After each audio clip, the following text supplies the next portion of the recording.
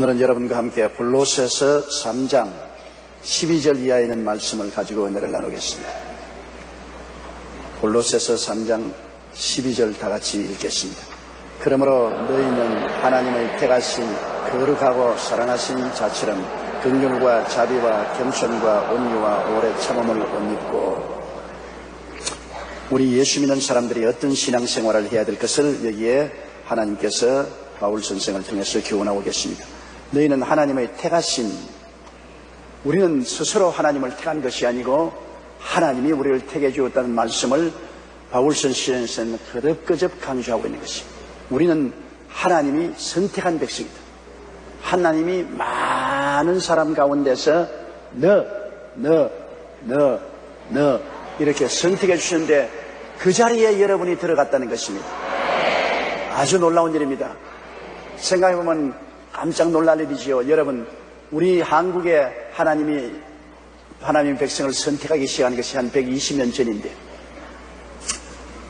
5천년의 역사 가운데 하나님이 한국 백성 중에도 하늘나라 사람들을 선택해야 되겠다고 역사하신 것이 불과 120년 전입니다. 여러분, 120년 이전에 태어났으면 선택도 못 받고 버림받고 말았죠. 하나님은 절대 주권자이기 때문에 하나님이 하늘나라를 세우시는데 들어올 백성은 하나님이 선택하시는 것입니다. 하나님이 주인이시기 때문에 하나님이 원하는 대로 하시는 것입니다. 왜 하나님 우리는 택하고 저 사람은 안 택했습니까? 왜 우리나라는 많이 택하시고 다른 나라는 많이 안 택하십니까? 이렇게 우리가 하나님 보고 항의할 수가 없습니다. 하나님이 세우신 영원한 천국에 하나님이 주인이시기 때문에 거기에 들어올 사람을 하나님이 선택하는 것입니다. 이는 마치 신랑이 많은 여자들 중에 자기의 아내를 선택하는데 그 신랑이 좋아하고 원하는 사람 선택했습니다. 근데 다른 처녀들이 왜 나는 안 택해요? 왜? 당신 무슨 권리로 나는 안 택해요? 그 웃기는 소리 아닙니까? 그렇죠? 신랑이 신부를 선택할 주권이 있어요. 그럼 신랑은 뭐라고 하니까 내가 원하는 사람을 내가 택했고 나는 너를 원치 않은데 왜 잔소리가 많으냐? 물러가라. 하나님이 우리를 원하시기 때문에 하나님이 좋아하셔서 우리를 택해 주신 거죠. 그러므로 깜짝 놀라게 우리가 감사해야 돼요. 복권에 당첨되어도 좋아서 뛰는데 이건 복권 당첨된 것에 비교할 수가 없습니다. 영원히 우리 주 예수 그리스도와 더불어 하나님의 영광과 나라를 상속으로 받아 살 것을 생각하니까 너무나 놀랍잖아요. 여러분, 죄인들은 영이 죽었지 않습니까? 하나님의 형상과 모양대로 지음받은 영이 육체 속에 사는데 영이 죽어 있습니다. 그러므로 하나님과 교통이 없지요. 육체만 따라서 살다가 육체의 장막집이 무너지면 이제는 육체 속에 죽은 영이 없었기 때문에 죽은 영은 어디 합니까? 영원한 영혼의 무덤인 지옥으로 가는 것입니다. 지옥은 영혼의 무덤입니다. 죽은 영혼들이 그곳으로 다 처리되는 것입니다. 그러나 예수 그리스도를 믿고 영혼이 살아나면 하나님과 교통하고 하나님을 아버지라 섬기는 영혼이 이 육체 속에 삽니다. 육체는 늙어지죠. 그러나 속은 날로 새로워지고 하나님의 은혜로 충만해다가 육체의 장막집이 무너지면 이 육체 속에 더 이상 살 수 없으니까 영혼은 떠나서 하나님의 은총으로 영원한 낙원으로 들어가게 되는 것입니다. 그곳에 예수님이 계시고 12사도들이 계시고 선지자들이 계시고 아브라함과 이삭과 야곱이 있고 다윗이 있고 요셉이 있고 우리 앞서간 성도들이 그곳에 계시는 그곳에 우리가 들어가서 영원한 영광 중에 한없는 즐거움 가운데 사는 것입니다. 이러한 특권을 얻은 것이 얼마나 감사합니다. 우리가 예수 그리스도를 열심히 전하지만은 아무나 전한다고 다 구원받지 않잖아요. 우리 경험상 열심히 전해도 절대로 안 믿는 사람이 있고 또 전하면 받아들여서 믿는 사람이 있습니다. 하나님이 마음을 열어주는 사람은 믿고 하나님이 마음문을 안 열어주는 사람은 아무리 애를 쓰고 힘을 써도 안 믿어지는 것입니다. 그러므로 하나님이 택해야 마음문을 열어주신 것입니다. 그래서 마음문이 열린 사람은 예수를 구주로 모시고 하나님의 은총을 받아 구원을 얻게 되는 것입니다. 그러므로 이 성경에는 너희는 하나님의 택하신 거룩하고 사랑하신 자처럼 하나님의 택하심을 받으면 우리에게 일어난 것은 거룩한 역사입니다. 하나님께서 우리를 흑암의 권세에서 건져내서 그 사랑의 아들 나라로 옮겼는데 나라가 달라져요. 영적인 나라가. 옛날에는 흑암의 나라에 사는데 흑암의 나라는 더러운 귀신이 있는 나라입니다. 더러운 나라입니다. 마귀가 있는 나라에 사는 것은 다 더럽습니다. 하나님을 모르는 모든 세계는 다 더러운 것이요. 생각과 말과 행동과 삶 전체가 더러운 마귀의 지배를 받고 있기 때문에 더러운 것입니다. 마귀의 지배를 받아요. 화장실에 들어가면 어느 구석에 가도 냄새가 납니다. 뭐 화장실의 앞자리에 냄새가 덜 나고 뒷자리에 냄새가 더 나는 것도 아닙니다. 화장실에 들어가면 요사이 신식 화장실은 안방보다 더 깨끗하니까 괜찮지요. 옛날에 우리가 시골에서 살던 덜 화장실 말입니다. 그냥 타놓고 난 다음 그 나무 2개만 딱 걸쳐놓은 화장실. 아예 매일같이 가면 고개를 해야 돼요. 안 빠지게. 거기에는 냄새가 어느 곳이나 나는 것입니다. 화장실에 가면 냄새가 나게 돼 있고 꽃밭에 가면 향기가 나게 돼 있어요. 그거는 환경이 그렇게 다른 것입니다. 믿지 않는 세계는 흑암의 권세가 지배하는 세계이기 때문에 마귀와 귀신은 더러운 마귀, 더러운 귀신입니다. 그 자체가. 그렇기 때문에 모든 것이 더럽습니다. 그러나 거기에서 하나님의 아들 나라는 거룩하고 깨끗한 나라입니다. 하나님의 아들 나라로 옮겨오면 모든 것이 거룩하고 깨끗한 것입니다. 나라가 그렇게 다른 것입니다. 더러운 나라, 깨끗한 나라, 추한 나라, 거룩한 나라. 그러므로 우리가 택함을 받아서 주님의 나라에 들어오면 예수 그리스도의 십자가 보혈로 씻음 받고 성령의 임하심으로 거룩하고 깨끗하게 되는 것입니다. 그러한 큰 하늘나라의 힘에 붙잡히는 것입니다. 힘에 붙잡혀요. 뉴올리언스에 홍수가 밀어닥치니까 별 도리 없이 부자나 가난한 사람이나 교육받은 사람이나 교육 못 받은 사람이나 백인이나 흑인이나 할 것 없이 홍수에 다 음몰됐습니다. 별 도리가 없어 차별이 없습니다. 마귀의 나라에 속하면 부자나 가난한 사람이나 교육받은 사람이나 못 받은 사람이나 모두 다 남녀노소 빈부 귀천할 것 없이 더러운 나라의 점령이 되는 것입니다. 이 더러운 나라에 점령되어서 그 더러운 백성이 되지. 그러나 예수를 믿고 하나님의 사랑의 아들 나라로 옮겨지면은 그에는 남녀노소 빈부 귀천할 것 없이 모두 다 사랑의 나라에 들어오게 되므로 사랑의 나라에서 거룩하고 깨끗하게 되어버리는 것입니다. 보혈이 씻어주시고 말씀이 씻어주시고 성령이 새롭게 해주심으로 거룩하게 되는 것입니다. 너희는 하나님의 택하신 거룩하고 사랑하신 자처럼. 그리고 하늘나라의 주 흐름은 사랑입니다. 흑암의 나라의 주 흐름은 미움입니다. 마귀의 나라에 물론 육신적으로 사랑하는 행동도 있지만은 그러나 주 흐름이 미움입니다. 마귀의 나라는 더러움과 미움으로 대표되고 하나님의 나라는 거룩함과 사랑으로 대표되는 것입니다. 하늘나라는 어찌할 수 없이 하늘나라에 머물러 있으려면 거룩해져야 하고 사랑으로 살아야 되는 것입니다. 하늘나라의 성령의 역사가 바로 그것입니다. 성령은 거룩하게 하는 영이요 사랑하는 영입니다. 성령이 우리 속에 와 계시기 때문에 별 도리 없이 우리가 거룩하게 되고 사랑하게 되어야만 되는 것입니다. 또 안 되면 큰일입니다. 안 되면 큰일이에요. 우리가 우리의 몸에 향수를 품고 다니면 별 도리 없이 향수가 배어나오게 되어서 향기로운 냄새가 나게 되는 것입니다. 그와 같이 성령이 우리 속에 계신데 성령은 거룩한 영이요 사랑의 영이기 때문에 거룩한 영, 사랑의 영이 우리 영 속에 있으므로 이 영이 우리의 혼과 육체에 배어나오고 우리의 생활에 배어나와야만 하는 것입니다. 안 나오면 큰일입니다. 안 나오면 문제가 있습니다. 확실히 예수를 믿고 거듭났는지 안 맞는지 점검해 봐야 되는 것입니다. 왜 가짜 성도들이 많으니까요. 실제로 예수를 구주로 안 믿었으면서 종교적으로 의식적으로 형식적으로 믿는 체 않은 사람들은 예수 그리스도의 간판은 섰지만은 실제 속에는 흑암의 권세가 들어있습니다. 악령이 들어있어서 더럽고 미움의 영이 들어있습니다. 더러움과 미움이 있어서 항상 더러운 대로 이끌려 나가고 시기, 분노, 질투 이런 것이 있습니다. 그러므로 세상이 항상 여러분 그렇지 않습니까? 더러움이 세상의 주류가 되고 늘 분쟁과 미움이 주류가 되는 것은 더러운 영, 미움의 영이 점령하고 있다. 그러나 그리스도 안에서는 예수를 구주로 모시면 거룩한 영, 사랑의 영, 성령의 마음을 점령하기 때문에 세월이 흘러갈수록 그 영의 점령을 더 깊이 받아서 거룩하게 되고 사랑하게 되는 것입니다. 이게 확 달라져요. 이러므로 정말로 진짜 예수 믿는 사람이 안 믿는 사람이 구별하려면 거룩하고 사랑이 있느냐, 더럽고 미움이 있느냐, 이것으로 결정되는 것입니다. 생각이 더럽고 말이 더럽고 행동이 더럽고 환경이 더러운 것을 좋아하고 그리고 늘 시기, 분노, 질투, 미움을 가지면 마귀의 영이 될 것입니다. 아무리 예수 믿어 해도 소용없어요. 내용이 그것입니다.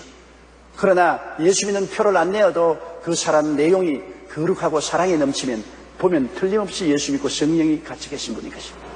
내용이 중요합니다. 그 허울이 중요합니다. 깝대기로는 이 교회 얼마인지 와서 앉아있어요. 깝대기로서는 예수 믿는 지 얼마인지 할 수 있어요. 내용이 중요한 것입니다. 여러분 속에 세상의 영인 악령이 들어와 있느냐, 하늘나라의 영인 성령이 들어와 있느냐, 그 영적인 퀄리티가 다릅니다. 질이 다릅니다. 악령이 들어와 있느냐, 성령이 들어와 있느냐. 종교가 아닙니다. 수양과 도덕이 아닙니다. 철학이 아닙니다. 속에 들어있는 영입니다. 영이 중요한 것입니다. 세상의 영이 들어와 있으면 세상 따라가죠. 더럽고 미움으로. 성령이 들어왔으면 성령 따라가죠. 거룩한 사랑으로.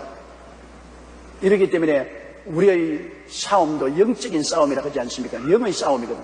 이 세상의 영, 더러운 영, 미움의 영이 와서 우리를 자꾸 도전하고 우리를 세상으로 끌고 가려고 하죠. 그러나 거룩한 영, 사랑의 영은 우리를 자꾸 그리스도 안에서 거룩하고 사랑의 세계로 끌고 가죠. 영적인 전쟁이 우리의 속에 끊임없이 일어나고 있는 것입니다. 이러므로 너희는 하나님의 택하신 거룩하고 사랑하신 자처럼 그렇게 사는데 이제 우리의 그런 열매가 뭡니까? 거룩하고 사랑의 영이 우리 속에 들어와 있으면 우리는 긍휼과 자비와 겸손과 온유와 오래 참음을 옷 입고 살게 된다. 그러한 삶을 살게 된다. 하나님의 성령이 거룩하고 사랑으로 임하여 있으면 긍휼과 자비가 있다. 긍휼과 자비란 거의 같은 말입니다. 불쌍히 여기는 마음입니다. 불쌍히 여기는 마음. 용서하고 불쌍히 여기는 마음이 긍휼과 자비의 마음입니다. 이 부모가 자식을 대하는 마음은 항상 긍휼과 자비의 마음인 것입니다. 자식이 어릴 때만 긍휼하고 자비롭게 생각하는 게 아니라 자식이 30대, 50대, 60대가 되어도 부모님은 자식을 보면 항상 불쌍한 마음이 생깁니다. 긍휼과 자비로운 마음이 생기는 것이죠. 어찌할 도리가 없이 부모는 그러한 마음으로 잡혀져 있습니다. 마음이 그렇게 돼 있어요. 그 지어 먹어서 되는 것도 아니고 그렇게 가르쳐서 되는 게 아니고 당신 부모가 되려면 자식을 불쌍히 여기는 마음을 가져야 된다. 긍휼과 자비심을 가져야 된다. 배워라. 시험 쳐라. 외워라. 그건 머릿속에 시험 치고 외울 따름이죠. 마음에 그 본질이 있어야 되는 것입니다. 본질은 부모가 되어보면 별 도리 없이 자식을 긍휼히 여기고 불쌍히 여기게 되는 것입니다. 여러분 부모가 그렇지요. 자식이 미웃고 못되게 해주고 싶고 죽이고 싶은 부모가 어디 있어요?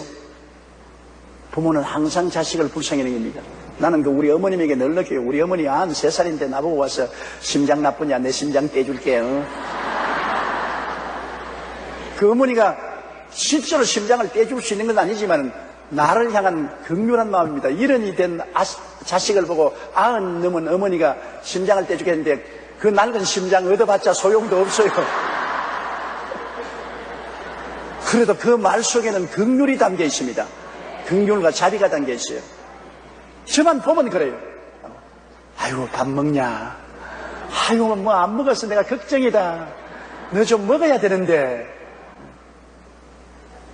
그러면 우리 여동생이 어머니 뒤에 있다 눈을 깜짝깜짝하면서 어머니 노래처럼 한다 그 말인 것입니다. 그 어머니가 내 밥 먹는 것도 보지도 아니하시고서 먹는지 안 먹는지도 잘 몰라요. 그럼에도 불구하고 너 아이고 너 밥 잘 먹냐? 아이고 안 먹지. 못 먹는 것 같은데 어쩐지 밥 먹으라 뭐 해줄고.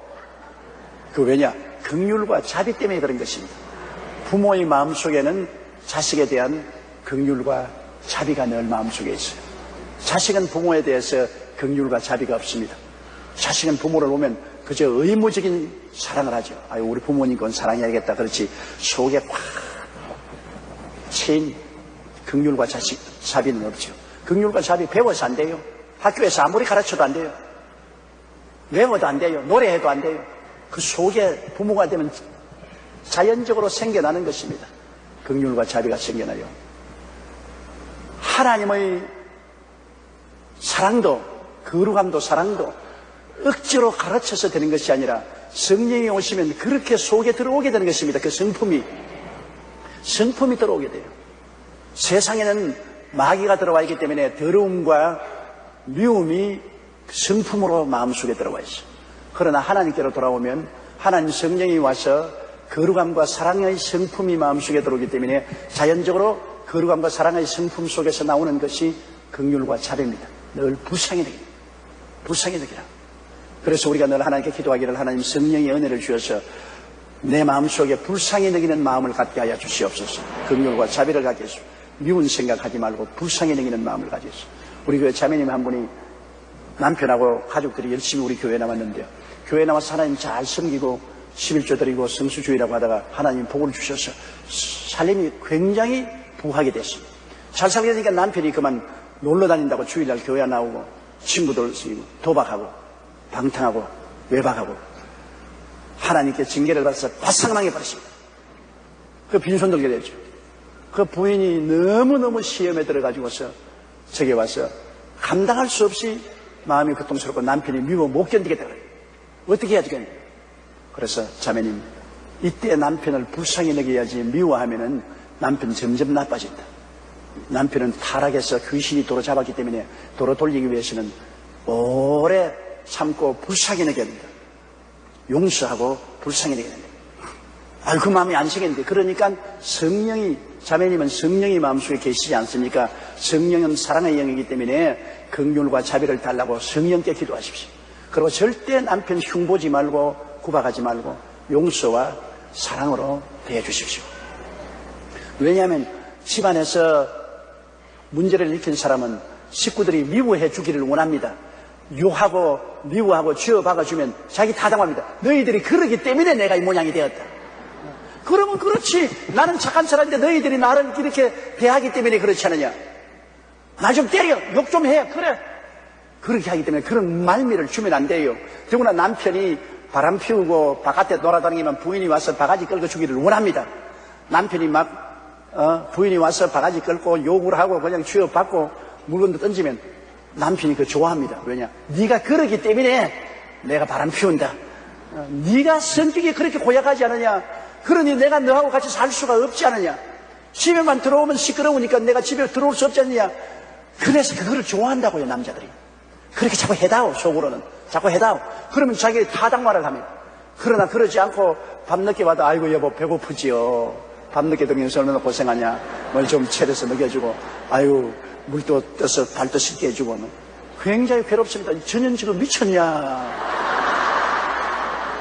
지금 왜 나를 보고 저렇게 하냐. 그래서 오히려 욕하게 하려고 뭐랬냐 잔소리하지만 내가 너 언제부터 그렇게 해달라 그랬냐. 하나 내버려둬. 아이고 왜 그래요. 내가 당신 얼마나 좋아한다고. 얼마나 걱정이 돼요. 뭘 먹고 다니는지 어떻게 하는지. 그러면 굉장히 괴롭습니다. 아주 고통스러워요. 마치 벌레들이 끄적대기 밑에 있다가 들쳐놓으면 태양빛이 비치면 못 견디게 발버둥 치는 것처럼 사랑하고 잘해주면 못 견딥니다. 왜? 자기 타당성이 없어요. 먹게 들어오고 배신하고 거짓말하고 잘못한 것을 타당화할 수가 없어요. 그래서 이 부인이 남편을 9년 동안 아흘이 아닙니다. 9년 동안 술 먹고 와도 아이고 당신 얼마나 고생하느냐. 술 먹으면 꿀물 타주고 돌봐주고 위로해주고 용서해주고 격려해줬어요. 9년째 그 남편이 부인 앞에 하루는 와서 꿀 앉아요. 꿀 앉고 큰 절을 하면서 당신은 사람이 아니라 천사다. 천사. 이런 천사하고 내가 살 줄은 몰랐다. 당신이 9년 동안 나를 욕을 해주기를 나는 원했다. 쥐어받고 당신 때문에 못 산다 그러고 이혼하자 그러고 고함고함 쳐주면 내가 얼마나 편했겠노. 네가 그러기 때문에 내가 도박도 하고 외도도 하고 바깥으로 돌듯 네 같은 인간하고 살기 때문에 나도 망쳤다. 그렇게 하려고 아무리 당신에게 자꾸 이렇게 애를 태우도록 고통을 줘도 당신이 나를 용서해주고 참고 기도해주는 바람에 내가 쓸 곳을 잃어버렸다. 내가 더 이상 도박하고 세속으로 나가고 방탕할 수 있는 쓸 곳이 없다. 변명할 곳이 없다. 너무너무나 내 마음이 고통스럽다. 당신이 나를 사랑해주고 돌봐줄수록 나는 매일같이 고통스러워 견딜 수가 없어서 이제는 나는 항복해야 되겠다. 그리고 부인 앞에 무릎을 꿇어 절을 하고 나는 이제 당신 시킨 대로 하겠다. 내 남은 여생은 당신 조구살이 하겠다. 어떻게 할 거야? 교회 갑시다. 그래서 교회 따라 나와서 요 사이는 얼마나 고분고분하게 그 부인을 사랑하고 잘해주고 또 일도 열심히 하고 훌륭한 사람인지 모른답니다. 그러니까 마귀는 여러분 자꾸 분쟁을 일으키고 싸우고 대적하고 고통을 해주기를 원합니다. 여러분 그렇게 해줘야 변명이 생깁니다. 네가 그렇게 하니까 나도 그렇게 한다. 그렇지. 그러나 자꾸 사랑을 해주면 마귀가 변명할 수가 없어요. 제일 처음에는 제가 얼마 안 가지 며칠 하겠노. 그리고 사랑을 못 해주도록 자꾸 보채고 복깨고 괴로움을 줍니다. 그러나 자꾸 계속해서 용서하고 사랑해주면 나중에는 마귀는 견디지 못합니다. 큰 소리를 치고 뛰쳐나갑니다. 아유 나 못 살겠다. 도저히 이런 사람하고 같이 있지 못하겠다. 마귀가 쫓겨나가면 사람이 달라지잖아요. 그러므로 하나님이 택하신 거룩하고 사랑하신 자처럼 긍휼과 자비를 가져라. 원수 갚는 것은 여러분 주먹으로 갚는 것보다 사랑으로 갚는 것이 가장 큰 원수 갚는 길입니다. 주먹으로 때리면 원수가 얻어맞고 같이 때릴 명분이 있지만은 때렸는데 같이 안 때리고 사랑을 해주면 또다시 때릴 명분을 잃어버리는 것입니다. 그리고 모든 주위 사람들도 저런 나쁜 놈 봐라. 때린 것을 사랑해 주었는데 또다시 때릴 수 있냐. 모든 사람에게 지지를 잃어버리고 마는 것입니다. 그렇기 때문에 성경은 원수가 줄이거든 먹이고 목마르거든 마시오라. 원수 갚는 것이 내게 있으니 내가 갚으리라. 너희가 직접 원수를 갚지 말고 하나님의 진노하시면 맡겨라. 그렇게 말하는 것입니다. 원수에게 잘해주는 것 정말 힘들어요. 그거 말은 제가 강단에서 이렇게 말하지만 나도 나보고 하는 말이라고요.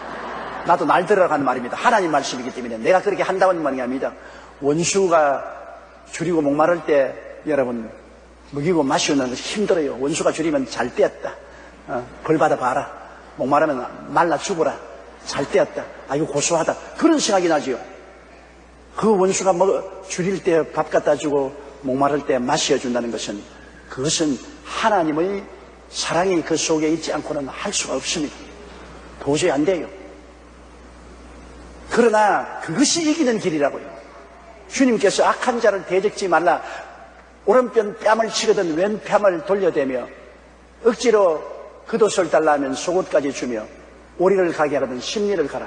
이게 하나님 방법입니다. 여러분 보통 세상 방법은 오른뺨을 치면 나도 따라서 왼뺨 들어 때리고 속옷을 달라면 왜 속옷을 줘? 내 겉옷도 못 준다고 붙잡고 오리를 가자면 왜 내가 심리를 가요? 오리도 안 가지. 눈은 눈으로 이는 이로 주먹은 주먹으로 갚으려는 것이 세상 방법입니다. 그러나 하나님 방법은 세상 방법보다 차원이 높습니다. 오른편 뺨 치면 만지고 왼편만 돌아다니고 때리고 싶으면 한 번 더 때리십시오. 겉옷을 달라면 속옷까지 벗어가지고서 이것도 가지고 가십시오. 속은 오래 입던 거 때묻은 거 줘봤자 값도 별로 안 나갑니다. 겉옷을 달라면 속옷도 줘.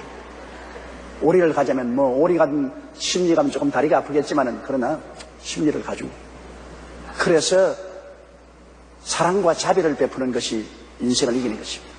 인생을 이기는 것입니다. 성경에는 시편 37편에 행악자를 인하여 불평하여 하지 말며 불의를 행하는 자를 투기하지 말지어다. 저희는 풀같이 속히 배임을 올 것이며 푸른 채소같이 수양할 것이니라. 야훼를 의리하고 선을 행하라. 하나님 앞에서 선을 행하면 불의를 행하는 자, 행악자들은 스스로 사라져버리고 마는 것입니다. 이 차원 높은 삶이죠. 자비와 긍휼을 베푸는 것은 굉장히 차원 높은 삶입니다. 이러므로 우리 집안 삶에 있어서 더구나 부부 간의 관계, 부모 자식 간의 관계, 일가 친척 간의 관계가 굉장히 긴장 속에 있을지라도 한편이 굉장한 사랑을 가지고 자비와 긍휼로 대하면 언제나 그분이 이기게 되는 것입니다. 예수 잘 믿는 며느리가 집안에 들어와서 굉장히 핍박을 놓고 짓밟히지만은 오래 참고 사랑과 긍휼을 베풀어서 나중에 시아버지, 시어머니, 남편, 시동생 할 것 없이 다 교회로 데리고 나와서 구원받게 하는 것 제가 비일비재로 보았습니다. 같이 싸워서 그렇게 한 것입니다. 오래 참고 견디면서 사랑과 자비를 베풀어서 사람들을 변화시키는 것입니다. 사람의 변화는 사랑과 자비에서 오지 폭력으로 변화 안 됩니다. 협박하고 공갈하고 주먹으로 때려가지고서 사람 변화 안 됩니다. 그렇게 할 수 있으면 하나님이 벌써 온 세상을 다 구원했죠. 하나님이 하늘에서 천둥 병력을 때리면서 안 믿는 놈들 다 때려 죽인다. 안 엎드릴 놈 누가 있어요? 그 하나님의 명령이에요. 그러나 그것은 가짜로 엎드린 겁니다.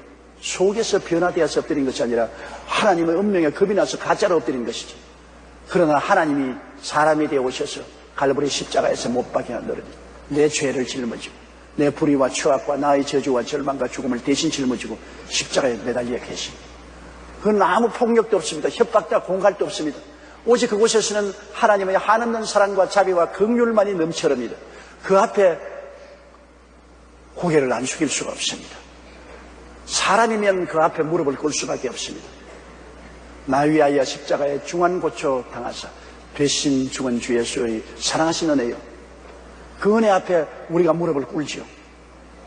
주먹이나 폭력 앞에 무릎을 꿇는 것은 아닙니다. 남편이 아내를 너무너무 사랑해 주어서 남편이 아내의 모든 바가지 끓는 것도 다 받아들이고 참고 불쌍히 여기면 나중에 그 아내가 남편에게 굴복합니다. 또 남편이 폭력을 행하고 악할지라도 아내가 너무 선하고 착하면 나중에 그 남편 아내에게 무릎을 꿇습니다. 이 세상에 완력보다 강한 것이 사랑입니다. 차원이 높습니다. 사랑에서 넘쳐나오는 자비와 긍휼은 완력보다도 차원 높은 힘인 것입니다.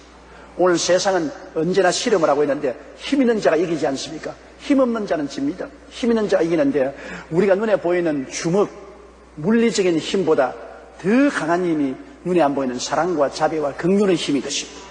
사랑과 자비와 긍휼의 힘은 주먹의 힘보다 훨씬 강합니다. 그러므로 주먹으로 대해올 때 우리는 사랑과 자비로 대하면 실패하고 패배하는 것 같지만은 결국에는 언제나 사랑과 자비의 힘이 이깁니다. 그걸 꼭 기억하십시오. 가정생활에서 현재 눈앞에 볼 때는 부부간에 싸움이 나면 그냥 확 속을 뒤집혀주면 속이 시원합니다. 부부간에 싸움하면 할만 못할만 다 한다고요. 그럼 왜냐? 남의 속을 뒤집혀주려고. 여러분도 그렇게 한 경험이 있을 것입니다. 싸움했는데 무슨 자비와 긍휼로 싸움하는 사람 봤어요? 남편은 부인의 속을 뒤집혀주고 부인은 남편 속을 창자까지 확 뽑아서 뒤집혀주고, 나중에는 후회할 값에 싸움할 때는 감정이 돋아서 그렇게 합니다. 누가 더 속을 더 많이 뒤집히냐, 이 경쟁을 합니다. 그러나 그렇게 하면 지는 것입니다. 그렇게 하면 둘이가 다쳐요. 결국에는 냉전이 일어나고 결국에는 가정이 파탄되고 이혼도 할 수 있는 것입니다. 그러나 그러한 물리적인 힘보다는 큰 힘인 예수 그리스도의 십자가의 사랑을 가지고서 긍휼과 자비를 베풉니다. 오른편 뺨을 치면 왼뺨 돌려대고 겉옷을 달라면 속옷도 주고 오리를 가지면 심리를 가는 양보를 하고 사랑과 긍휼하면 상대방이 볼 때 저거 참 웃기는 거네, 그래 얼마나 거룩하고 착하고 훌륭한지 보자. 점점 폭력을 더 강해도 점점 더 사랑과 자비를 나타내면 나중에 폭력은 그 앞에 무릎을 꿇게 되는 것입니다. 폭력은 눈앞에 현재 힘이 있는 것 같지만 장구적인 힘이 없습니다. 여러분, 태풍 지금 카타리나도 미국을 강타했지만 우리 한국을 지나간 태풍 그 이름이 뭐라 그랬지? 나비. 이제는 태풍 이름을 다 순하게해서 옛날에 2년 전에 있던 태풍 매미, 이건 태풍 나비. 근데 나비가 날개가 너무 세요. 그런데 그 태풍이 굉장히 강하지만은 그건 단지 며칠밖에 안 갑니다. 평안한 날은 365일 동안에 대다수의 날이 평온하고 태풍은 며칠밖에 안 갑니다. 온 천지를 뒤엎어놓고 세계를 뒤엎을 것 같지만은 태풍의 힘은 며칠밖에 안 갑니다. 그러나 고요하고 평안한 날은 오래 장구하게 가는 것입니다. 결국 태풍의 그 폭력보다는 고요하고 조용한 날이 이긴 것입니다. 이러므로 여러분 마음속에 사랑과 자비와 긍휼을 믿으십시오. 예수 그리스도 안에서 사랑과 자비와 긍휼을 달라고 하나님께 늘 기도하십시오. 하나님이여, 나는 그리스도 예수를 구주로 모시고 주님이 나를 주의 나라에 옮기셔서 거룩함과 사랑을 주셨은즉 이제는 자비와 긍휼을 가지고 살게 하여 주십시오. 남편도 아내도 자식들에게도 이웃에게도 미운 생각이 나고 주먹을 쓰고 싶어도 더 큰 힘인 사랑과 자비를 사용하게 도와주시옵소서. 이게 제일 큰 힘입니다. 이수진 장군, 여러분 그 텔레비 나오는 거 봤죠? 저도 이수진 장군 보려고 애를 많이 썼어요. 그게 여러분 일본 사람이 와서 총포를 사용하는데 활로서 대항합니다. 총포 앞에 활로서 대항해서 대항이 됩니까? 안 되지 않아요. 미움은 활과 같습니다. 그러나 사랑은 총포와 같습니다. 실제 힘입니다. 사랑이 무력하다고 생각하면 안 됩니다. 무능력하다고 생각하면 안 돼요. 실제 힘입니다. 실제로. 실제적인 힘이에요. 폭력은 눈에 보이는 힘이고 사랑은 그보다 차원 높은 눈에 안 보이는 힘이 되는 것입니다. 그러므로 성경에는 그러므로 너희는 하나님의 택하신 거룩하고 사랑하신 자처럼 긍휼과 자비를 가지고 살고 겸손을 가지고 살아라. 겸손은 자기를 낮추는 것입니다. 우리는 경험적으로 잘 알잖아요. 교만은 패망의 선봉이요 거만한 마음은 멸망의 앞접이라고. 교만하게 끄떡거리면 망해요. 언제나 겸손하게 자기를 낮추는 자는 언제나 살아요. 교만하면 부러지잖아요. 그렇기 때문에 우리는 예수 믿는 사람은 하나님 앞에 자기를 낮출 뿐 아니라 사람들 앞에도 자기를 낮추어요. 하나님은 낮추는 자를 높여주시는 것입니다. 하나님이 높여줘야지 자기 스스로 높이려고 하다가는 다 무너져요. 루시퍼 사탄이 높여지려다가 사탄이 되었죠. 아담과 하와가 하나님처럼 높아지려고 하다가 쫓겨났죠. 노아의 후손들이 바벨탑을 쌓아 하늘에 닿게 하고 자기 이름을 내겠다고 높아지려고 하다가 바벨탑이 무너져서 지상에 다 흩어졌죠. 인류 역사 가운데 어느 나라치고 스스로 높아진 나라마다 안 무너진 나라 없이 바벨론, 아수리아, 메데파사, 로마, 나폴레옹의 프랑스, 그리고 소련, 일본, 독일 할 것 없이 스스로 높아진 나라마다 다 낮아집니다. 미국도 요사이 초강대국으로 너무 높아지니까 낮아지잖아요. 테러 거지만은 요번 태풍 카타리나보다 더 무서운 테러가 어디 있습니까? 한 번 테러에 10,000명 죽는 것 보았습니까? 9.12 사태 때 쌍둥이 빌딩이 무너져도 3,000~4,000 명밖에 안 죽었습니다. 태풍 카타리나는 만여 명의 사람을 온 도시를 황무지하고 70~80만 명의 이재민을 냈. 이건 자연의 테러가 아닙니다.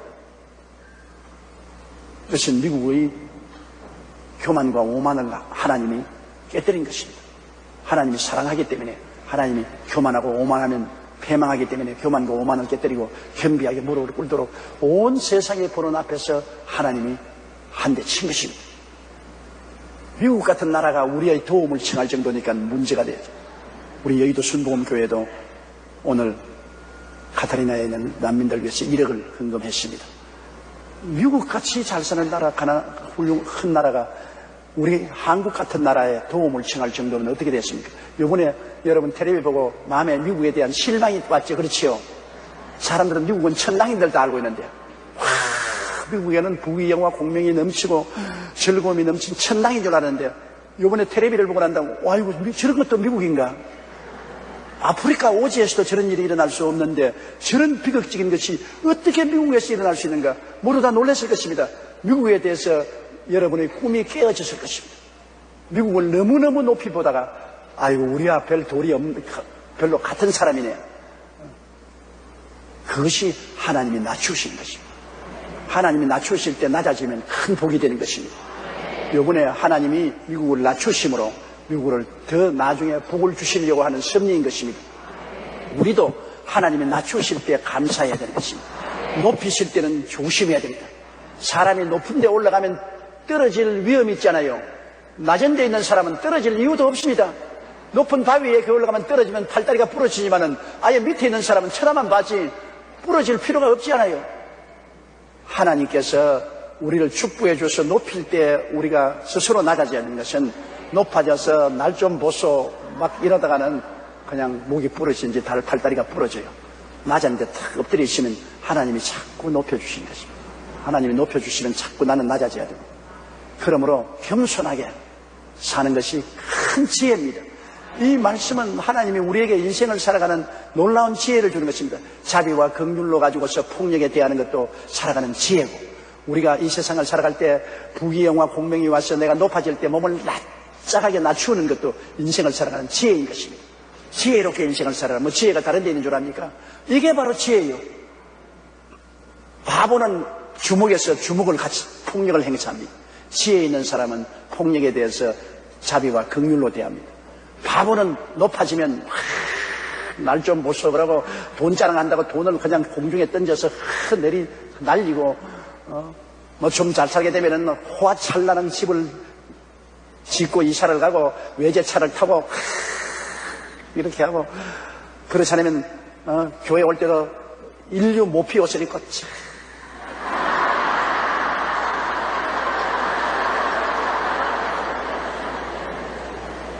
그렇게 할 필요가 없는데 그렇게 하다가 박살이 나는 거예요. 그게 지혜 없는 자가 그렇게 하죠. 교만한 자가 그렇게 하죠. 지혜 없는 자입니다. 바보입니다. 내가 부자가 될수록 평범하게 살고 겸허하게 살면 그 부가 오래오래 가지요.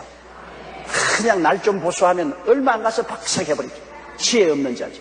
이 성경은 우리에게 인생을 살아가는 놀라운 지혜를 주시는 것입니다. 오늘 우리가 이 성경을 공부함으로 하나님 말씀을 통해서 이 놀라운 지혜를 얻어야 되는 것입니다.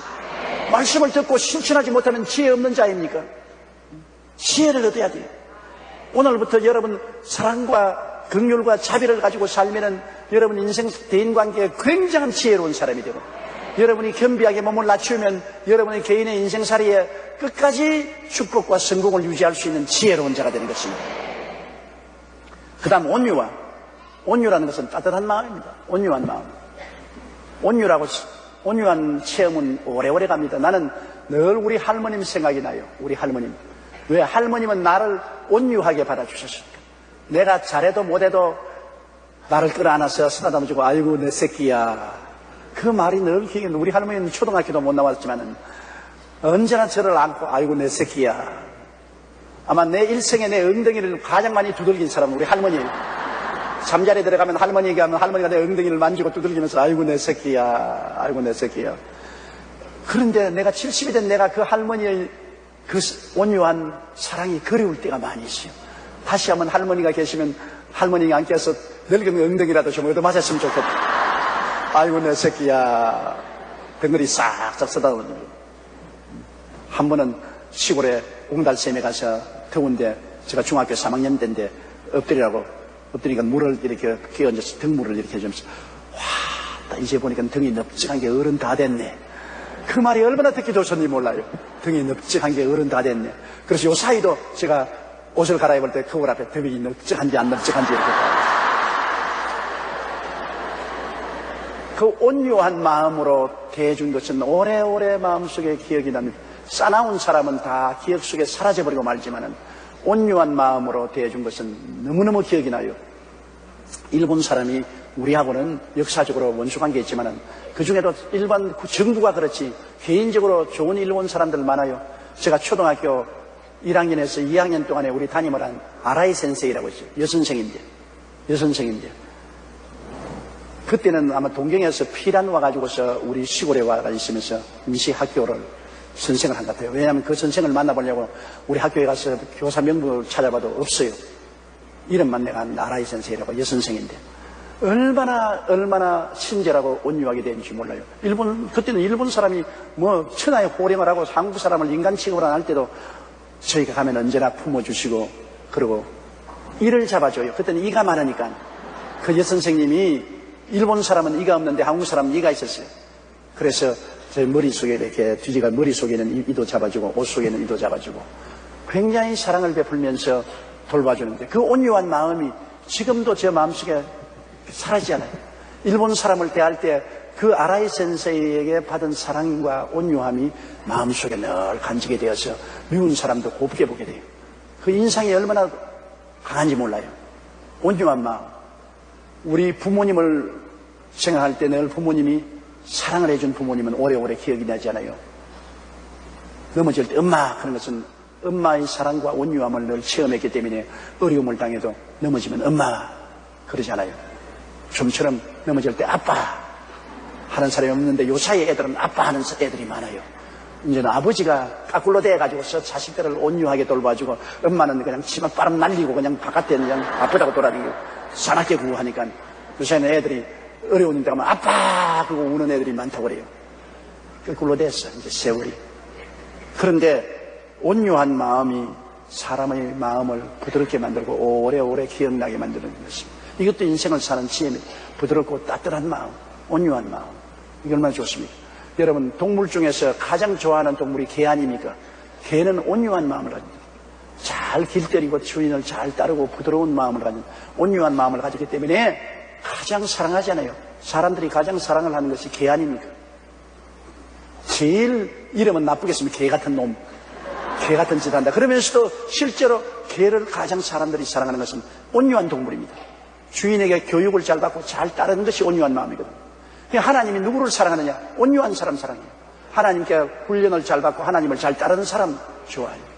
여러분도 그렇잖아요. 구역장으로서, 지역장으로서, 구역원이나 지역원 말 잘 듣고 잘 따르는 성도가 좋죠. 말 잘 듣고 잘 따르는 사람이 좋아요. 나도 그래요. 여러분 중에 내 말 잘 듣고 잘 따르면 좋아요. 내 말도 안 듣고 자꾸 거역하면 밉진 않지만 조금 안 좋아요.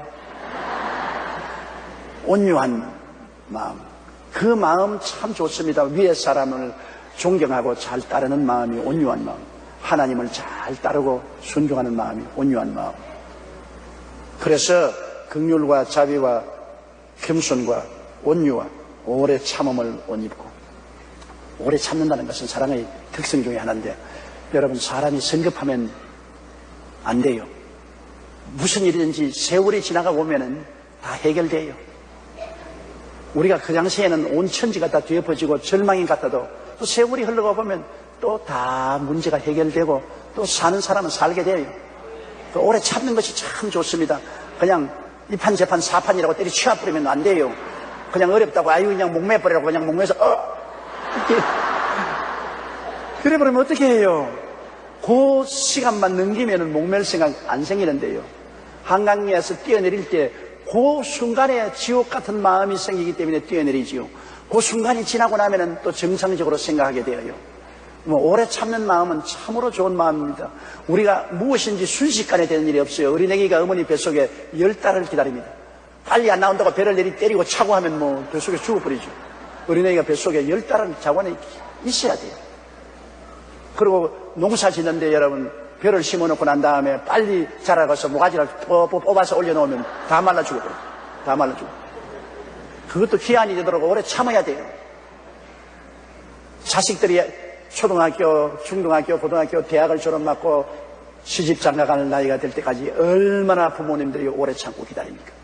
참고 또 기다리고 참고 또 기다리고 오래 참고 기다려서 자녀들 성장되는 것입니다. 하나님도 여러분 우리를 보실 때 오래 참습니다.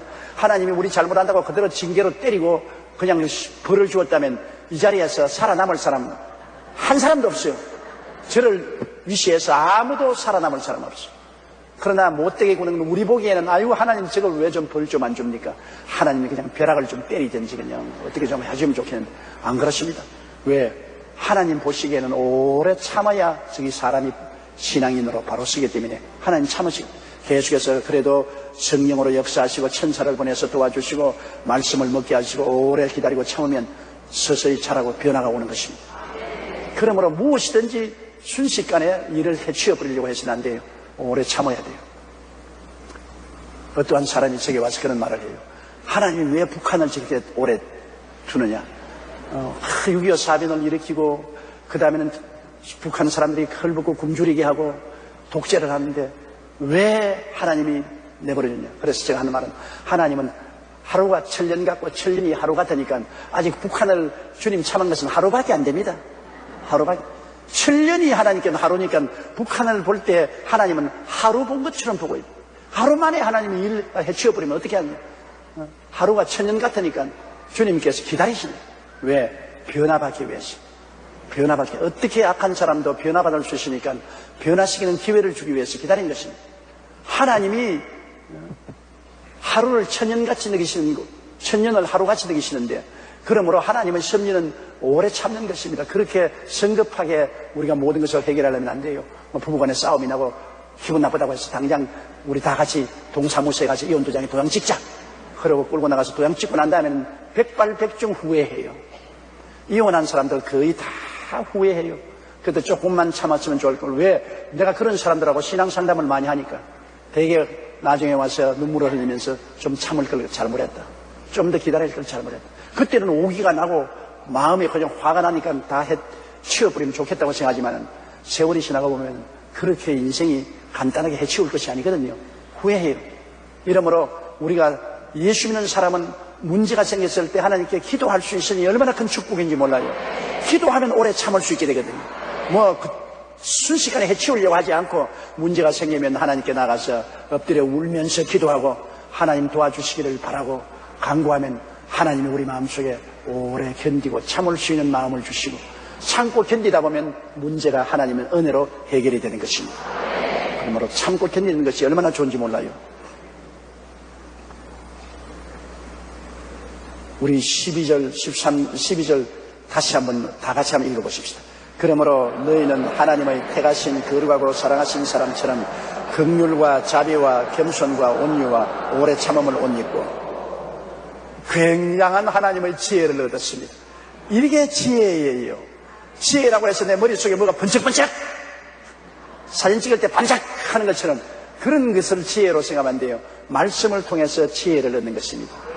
이게 우리가 오늘 굉장히 지혜로워졌어요. 오늘 성도 여러분은 하나님 앞에서 그리스도의 십자가를 통해서 긍휼과 자비를 갖고 그리고 온유한 마음을 갖고 오래 참는 것 굉장히 지혜를 얻게 됐어요.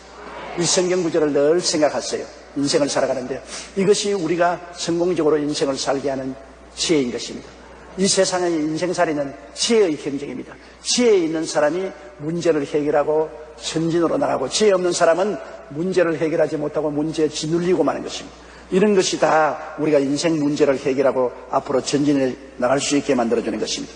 긍휼과 자비와 겸손과 온유와 오래 참음을 옷 입고 13절요.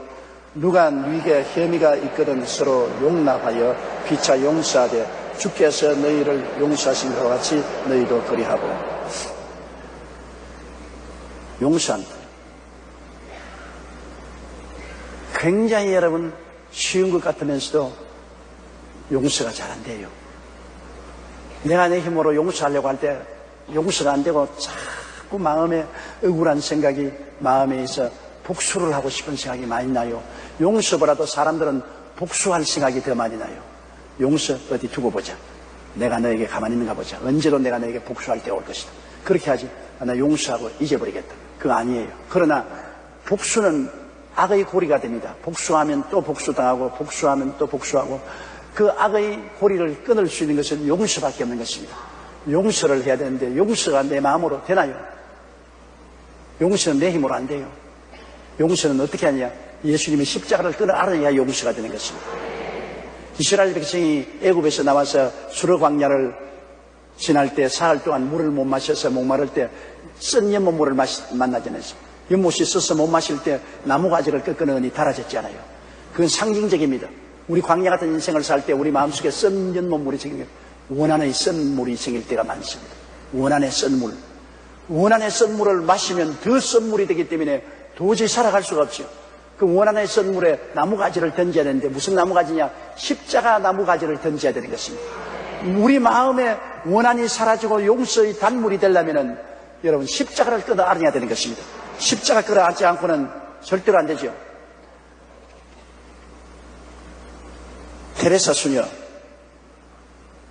테레사 수녀는 자기가 40년 동안 수도원에 들어가서 수녀 생활을 했지만은 마음에 사랑이 없어요. 용서하고 사랑하는 마음이 없어요. 그저 종교적인 계율을 지키고 음악에 살았지 마음에 완악한 마음이 그대로 있어요. 외면적으로 볼 때 훌륭한 종교인이죠. 크리스찬 같이 보이죠. 마음이 깨어지고 마음이 용서와 사랑으로 넘치는 삶을 살지 못했습니다. 그런데 수녀원에서 복도를 지나가는데 거기에 예수님이 로마의 빌라도의 뜰에서 허리를 굽히고 채찍에 맞아 피를 흘리는 그림이 있는데 그 그림을 그냥 늘 무심코 지나갔어요.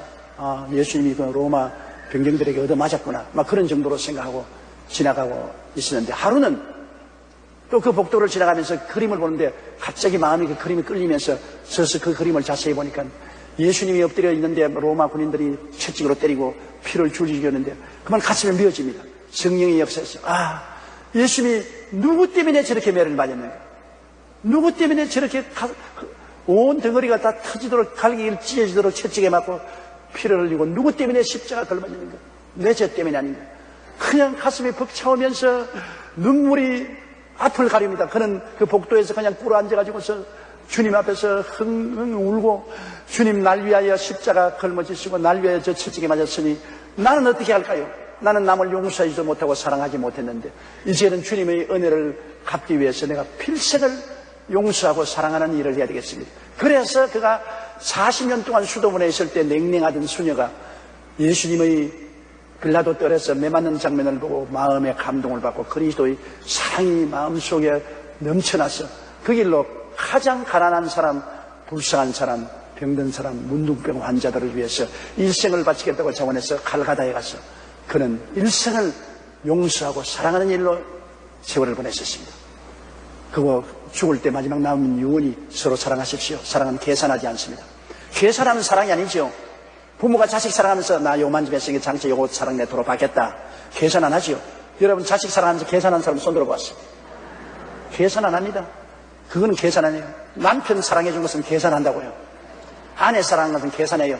내가 요만큼 사랑해 주신 요만큼 사랑 받겠다고 계산하지만은 자식 사랑에는 사랑해주고 계산 안 해요. 그냥 무조건 사랑해요. 참 자식 사랑이란 엄청난 사랑이에요. 나는 전에도 한번 이야기했지만은 우리 가나안 양로원 그곳에 계신 할머니 한 분, 어느 신사가 차에다가 싣고서 내버린 할머니입니다. 내버린 할머니를 우리 가나안 양로원에서 갖다가 돌고 왔는데요. 이 할머니가 이 보따리는 막 누구만 손대면 막 꽉꽉 고함을 치는 거예요. 그 보따리를 날 끼고 자고 끼고 있어요. 너무 보따리에 치매 걸린 할머니 막 버선까지나 넣어놓고 그렇게 생각했는데 그 할머니가 죽고 난 다음 그 보따리를 열어보니까 그 보따리에 편지가 써져 있으면서 500만 원의 수표가 들어있어요. 500만 원의 수표가 들어있으면서 그 아들 이름과 주소를 적어놓고 그 아들에게 전달해달라고 하는데 그 아들은 어머니가 나이 늙으시고 치매에 걸리니까 내버렸단 말입니다. 자식이 어머니를 내버리는데 그때는 아직까지 치매에 들어갔다가 나왔다 했어요. 완전 치매에 안 걸렸는데 자기가 평생에 모은 돈을 끌어모아가지고서 그것을 보따리에 안고 아들이 내가 쫓는데 쫓겨나버려서 우리 가나안 양로원에 몇 년을 있었어요. 몇 년을 가나안 양로원에서 돌보아주고 목욕시켜주고 입혀주고 돌보아주고 해요. 돌아가실 때 가나안 양로원에 500만 원 주고 가지. 그렇잖아요. 그곳에 먹고 공짜로 입고 자고 돌봐주는데 양로원에는 한 푼도 안 내고 그래 자기를 버린 자식에게 전해달라고 흔들흔들 떨리는 손으로 유언을 적어가지고서 그 500만 원 자식에게 남겨놨어요.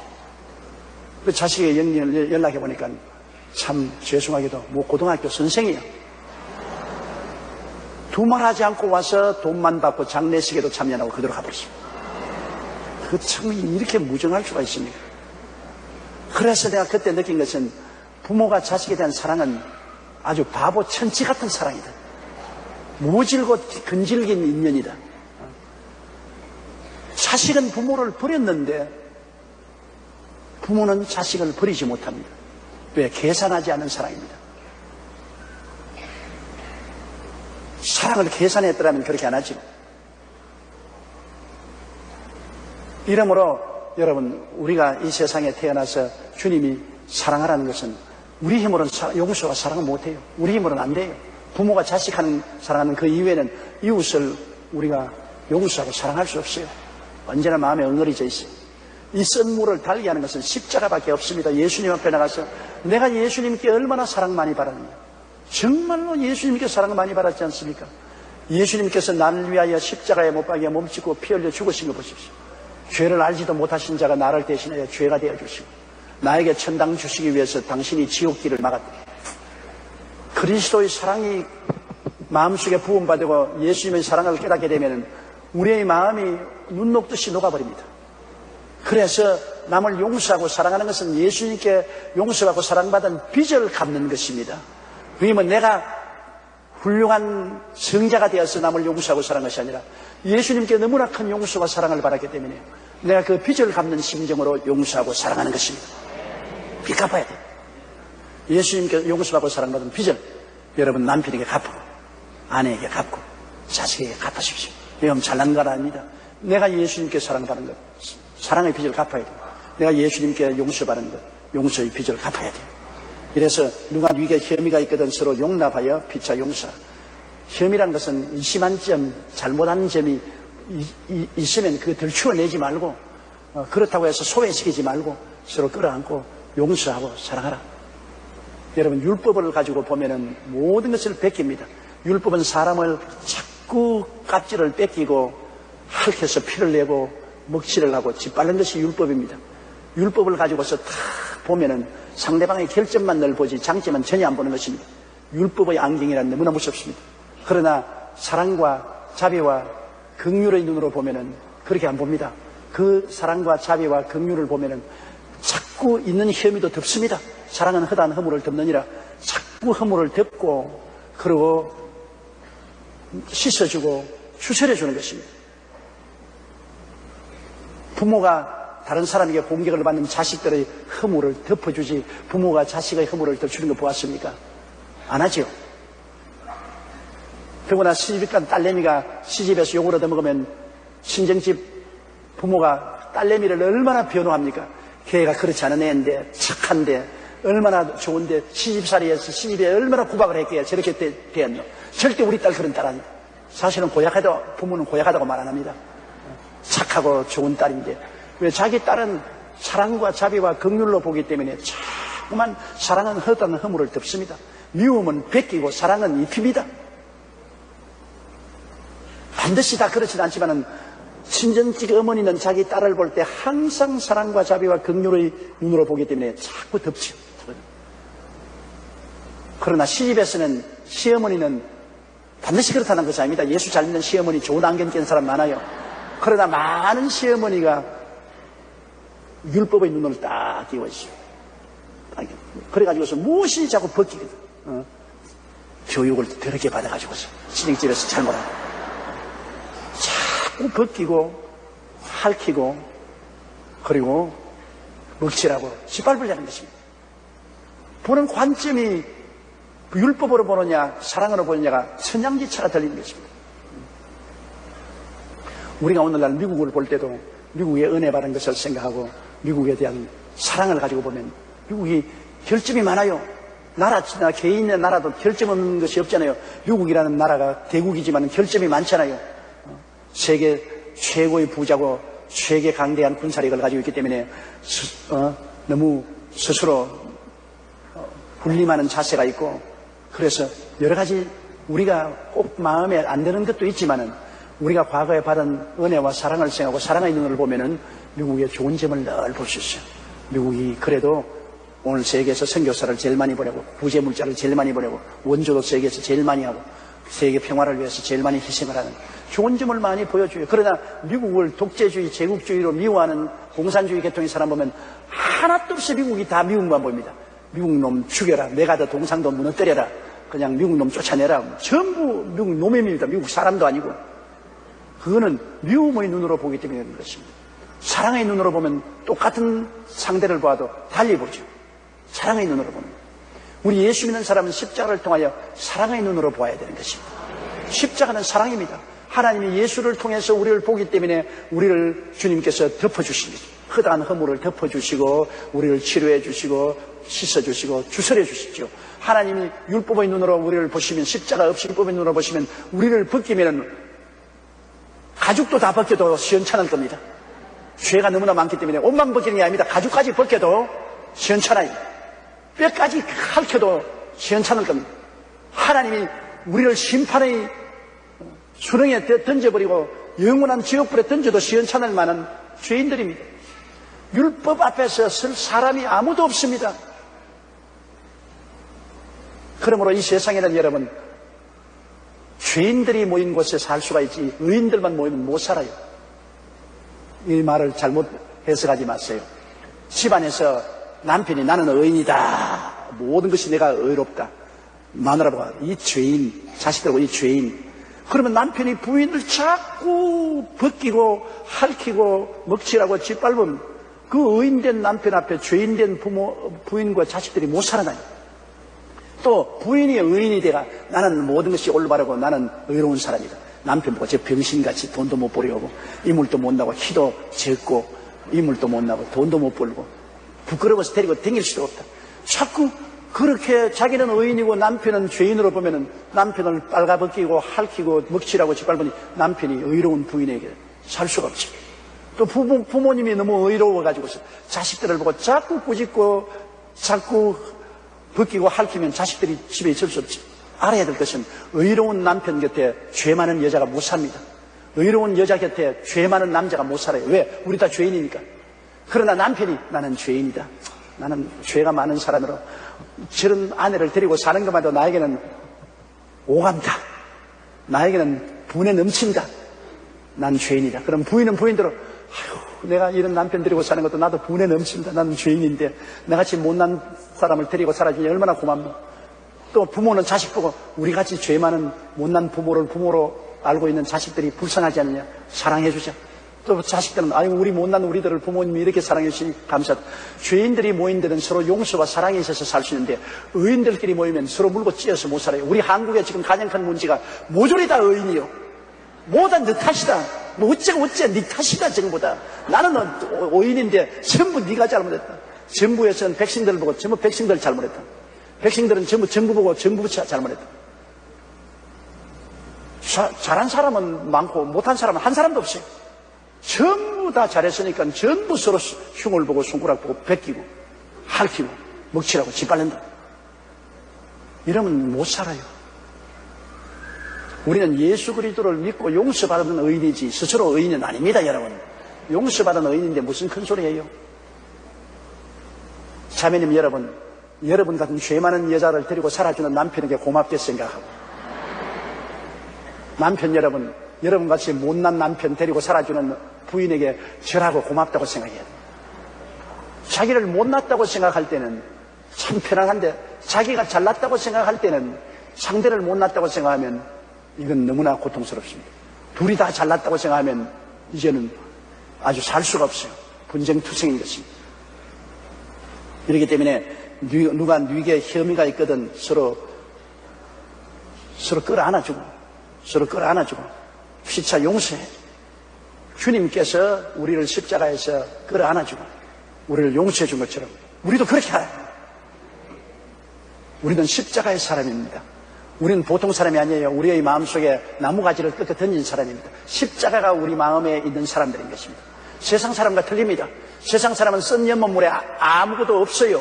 썬 연못물 부글부글 끓고 있고 그걸 마시고서 생활 전체가 써 있어요. 그러나 우리는 썬 연못물에 나무가지를 던졌습니다. 십자가를 던졌습니다. 달아졌습니다. 달아진다는 건 뭡니까? 용납하고 용서로 우리 마음이 달아졌습니다. 그걸 알아야 됩니다. 그러므로 예수 그리스도를 구주로 믿는다는 것이 그냥 종교를 받아들인 것만 가지고는 아닙니다. 예수를 받아들임으로 말미암아 우리 마음속이 달아져야 되는 것입니다. 십자가를 통하여 용서하고 용납하는 마음이 되어야 되는 거죠. 그리스도를 모신다는 것은 우리 인생에 있어서 거대한 변화를 말하는 것입니다.